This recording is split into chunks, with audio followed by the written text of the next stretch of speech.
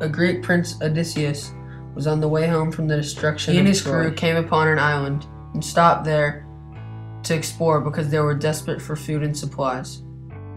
While exploring, they came upon a cave. It was obvious that someone had been living there. There were racks of cheese and pails full of milk. On the sides of the cave, there were pens full of lambs.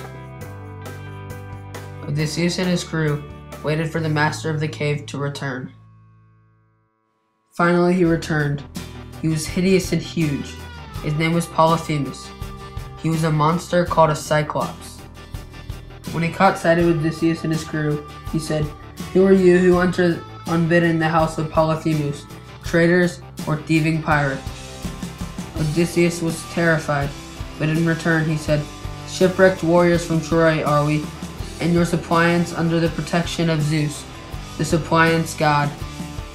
When the Cyclops heard this made him very mad. He took one of Odysseus' men and ate him whole. Then he feasted on some more until he got tired. He stretched out and went to sleep. Polyphemus was not afraid that his prisoners would escape, because the stone slab they had rolled in front of the entrance of the cave they could not move. When he woke up, the Cyclops ate two more of Odysseus' men, got his sheep, opened the cave, went out with them, and closed it back up. Odysseus thought long and hard during the day about how to get rid of those Cyclops. At last he came up with an idea. There was a huge tree trunk laying in the cave. He and his men cut a piece off and sharpened it. That night, Odysseus continuously offered wine to the Cyclops that he had brought with him until he was drunk and he fell asleep. After he had fallen asleep, Odysseus and his men got the sharpened stick, heated it up on a fire until it was almost blazing, and stabbed the Cyclops through the eye. It got up screaming in pain. It then pulled the log out of its eye and was blind. The Cyclops then ran to the entrance of the cave, rolled the stone slab out of the way, and sat there, waiting to try to catch whoever had done it. Odysseus had already thought of this though.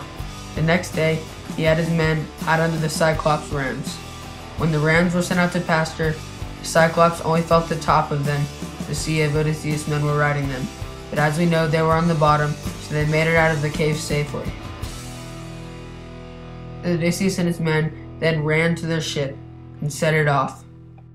While they were leaving, Odysseus shouted back to the Cyclops, "So Cyclops, you were not quite strong enough to eat all the puny men.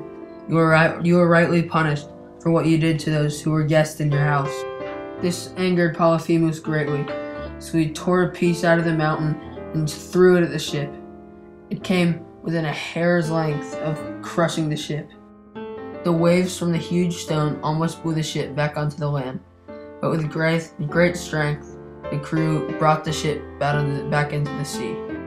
When Odysseus saw that they were a safe distance away, he said, "Cyclops, Odysseus, wrecker of seas, put out your eye, and do you so tell anyone who asks." The Cyclops could do nothing, and he sat blinded on the shore. The end.